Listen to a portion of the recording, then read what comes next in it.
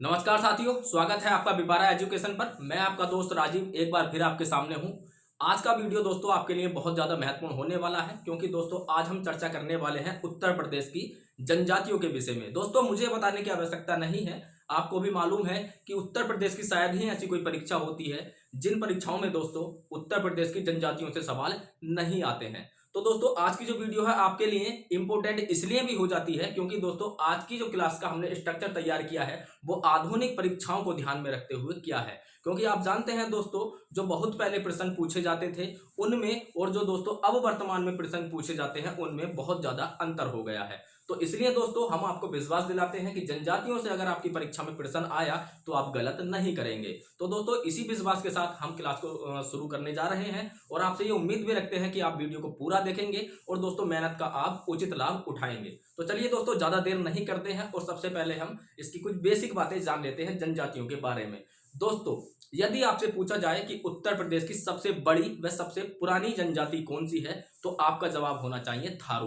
दोस्तों यहां पर ये लिखा हुआ आप देख सकते हैं, सबसे बड़ी व सबसे पुरानी थारू। हम उत्तर प्रदेश को ध्यान में रखते हुए ये बात कर रहे हैं, भारत की बात नहीं हो रही है, केवल उत्तर प्रदेश राज्य की बात हो रही है। तो उत्तर प्रदेश की सबसे बड़ी व सबसे पुरानी जनजाति हो गई थारू। यदि आपसे पूछा जाए दोस्तों कि उत्तर प्रदेश का वह कौन सा जिला है जहां पर सबसे ज्यादा जनजातियां निवास करती हैं, तो दोस्तों आपका जवाब होना चाहिए सोनभद्र। सर्वाधिक लिखा हुआ है सोनभद्र, आप अपने तरीके से इसको लिख लेना। यदि आपसे पूछा जाए कि उत्तर प्रदेश का वह कौन सा जिला है जहां पर सबसे कम जनजातियां निवास करती हैं, तो दोस्तों आपका जवाब होगा बागपत। दोस्तों विश्वास करके चलिए, जितना भी लिखा हुआ है प्रत्येक लाइन से सवाल विगत परीक्षाओं में पूछा गया है और आने वाले समय में दोस्तों आपकी परीक्षा में बहुत ज्यादा प्रबल संभावना है कि सवाल आएगा। इसलिए दोस्तों जहां पर डिटेल में पढ़ने की आवश्यकता है वहां पर आप डिटेल में पढ़िए और जहां पर दोस्तों मोटा मोटा पढ़ने की, ऊपर ऊपर से पढ़ने की आवश्यकता है तो वहां पर उसी प्रकार से पढ़िए। क्योंकि दोस्तों इस समय का जो समय है यह बहुत महत्वपूर्ण है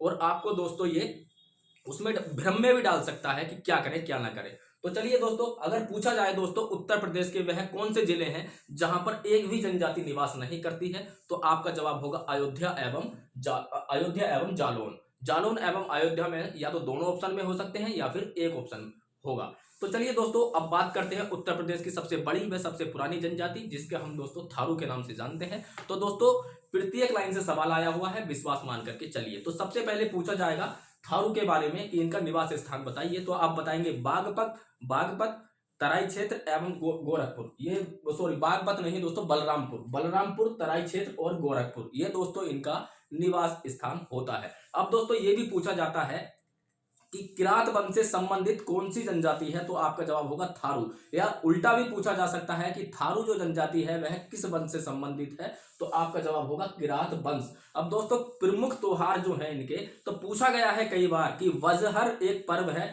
वह कौन सी जनजाति मनाती है, तो थारू मनाती है। आप यहां पर देख सकते हैं प्रमुख पर्व है वजहर।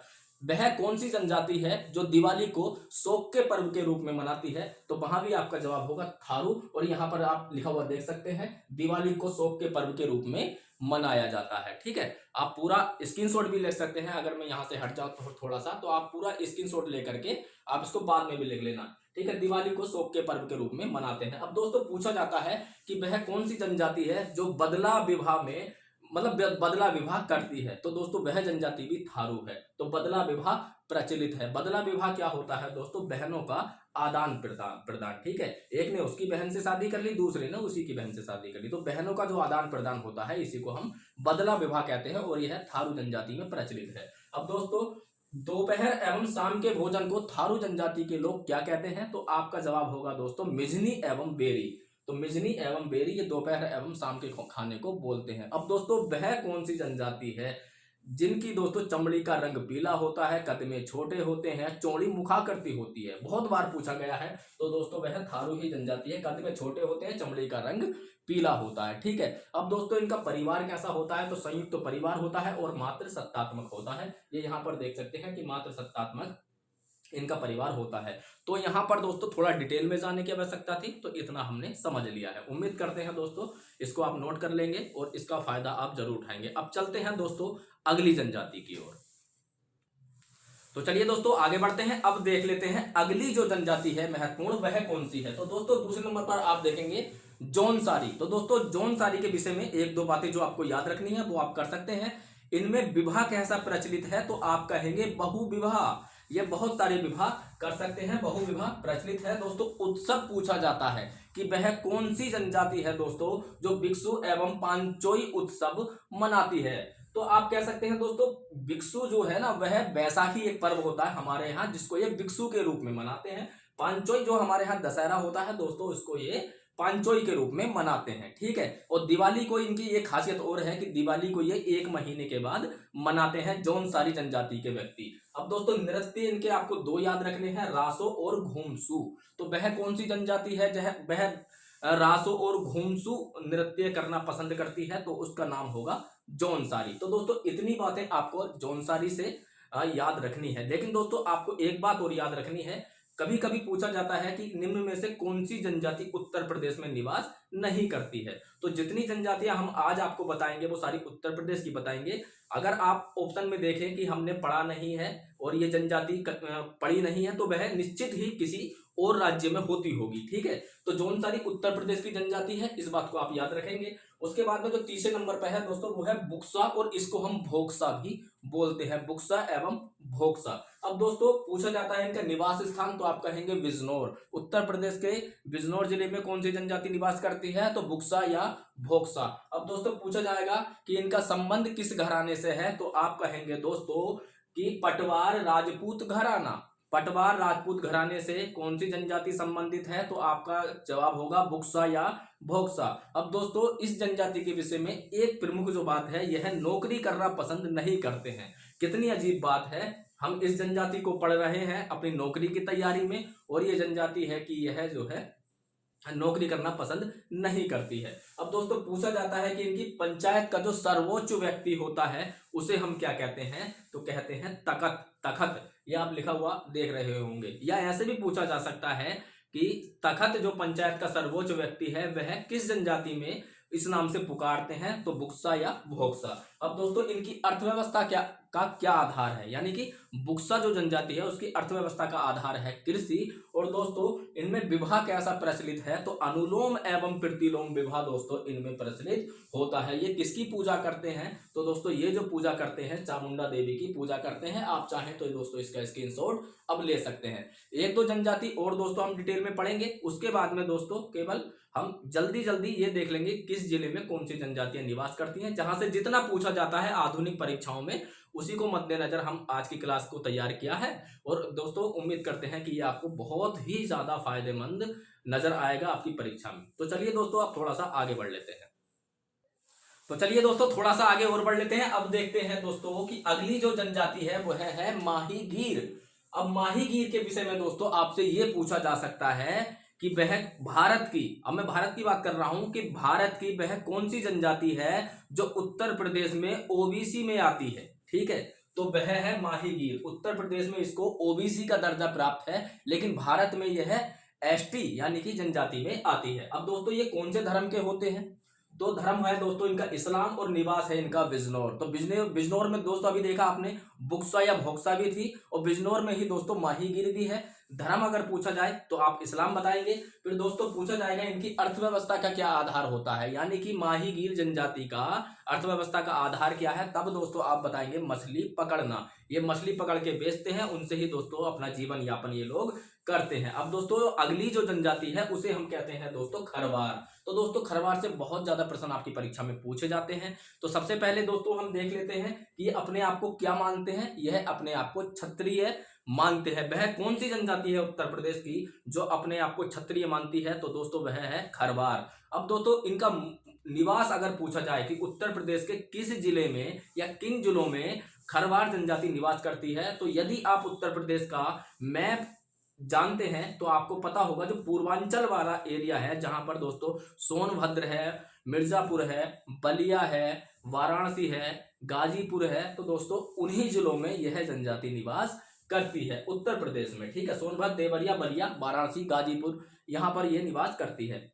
अब दोस्तों ये जो नृत्य है कर्मा, ये बहुत बार आपकी परीक्षाओं में पूछा गया है कि कर्मा जो नृत्य है वह किस जनजाति के लोग करते हैं। तो दोस्तों वह करते हैं खरवार जनजाति के लोग। अब दोस्तों इनका मूल निवास यानी भारत में जो इनका मूल निवास है वह कहाँ है। उत्तर प्रदेश का मूल निवास पूछा जाएगा तो आप पूर्वांचल वाले जिले आप देख लेंगे तो वही आपका सही उत्तर हो जाएगा, यहाँ पर देखेंगे। लेकिन अगर भारत के परिपेक्ष में बात हो रही होगी कि इनका मूल निवास कहाँ पर है, तो इनका मूल निवास है दोस्तों पलामू।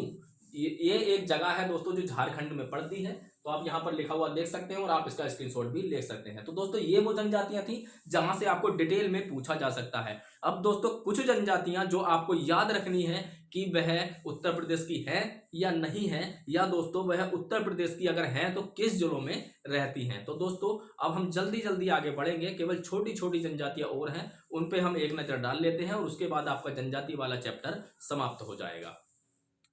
तो चलिए दोस्तों सबसे पहले हम देख लेते हैं सोनभद्र में कौन कौन सी जनजातियां निवास करती हैं। तो आप पाएंगे दोस्तों भुइया, पटारी, अगरिया, बैगा और परहिया।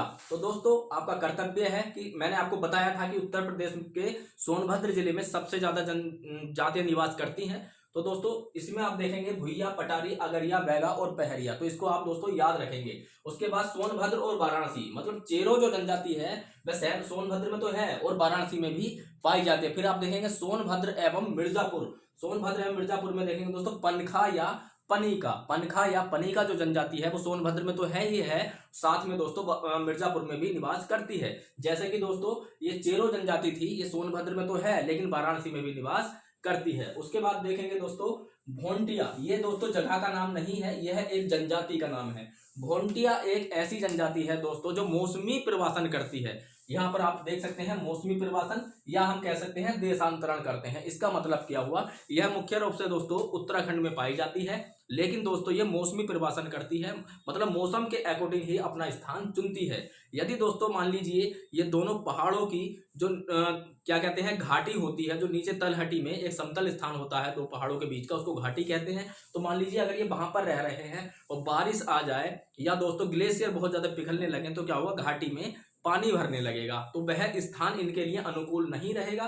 तब ये क्या काम करेंगे दोस्तों, वहां से ये अपना बोरिया बिस्तर समेटेंगे और पहाड़ों के ऊपर चले जाएंगे। ठीक है, तो कब तक रहेंगे, जब तक दोस्तों बारिश कम नहीं हो जाती या मौसम चेंज नहीं हो जाता। तो ये मौसम के अकॉर्डिंग दोस्तों अपना देशांतरण करते रहते हैं, अपना जो क्या करते हैं ये प्रवासन करते रहते हैं। ठीक है, तो भोंटिया एक ऐसी जनजाति है, वह दोस्तों मौसमी देशांतरण करती है, मौसमी प्रवासन करती है। तो ये इंपॉर्टेंट जनजाति है, मुख्य रूप से उत्तराखंड में पाई जाती है और कुछ दोस्तों इसका हिस्सा उत्तर प्रदेश में भी पाया जाता है। तो दोस्तों ये आज का बहुत ही इंपॉर्टेंट सेशन था और दोस्तों मैं उम्मीद करता हूं यदि आपने ये वीडियो यहाँ तक देख लिया है तो प्लीज मेरा आपसे निवेदन है कि आप इस चैनल को सब्सक्राइब कर लीजिए। और दोस्तों जितने भी आपके 17-18 दिन परीक्षा में बचे हैं, मैं विश्वास दिलाता हूं दोस्तों कि आपके 17 या 18% ही एक्स्ट्रा में कर दूंगा। जो भी आपका स्कोर आ रहा होगा, मान लीजिए इस समय आपके 110 बन रहे हैं और आप इस समय हमसे जुड़ जाते हैं, तो प्रतिदिन जो आपको एक वीडियो मिलेगा उससे कम से कम 1-2 सवाल आपको निश्चित ही मिलने वाले हैं। क्योंकि इस समय जो हम आपके लिए वीडियो लाएंगे वे केवल वही लाएंगे